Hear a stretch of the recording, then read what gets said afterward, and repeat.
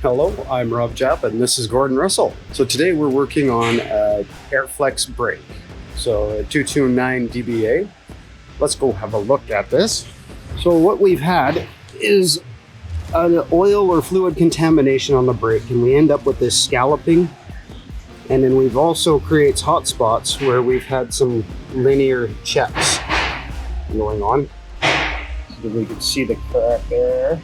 And also what happens too, on the brake disc, you can see the shiny spots from the oil contamination where the abrasive hasn't been biting in. And we also have our operational diaphragm, which is starting to fail right there. So we're going to start assembling it with new materials.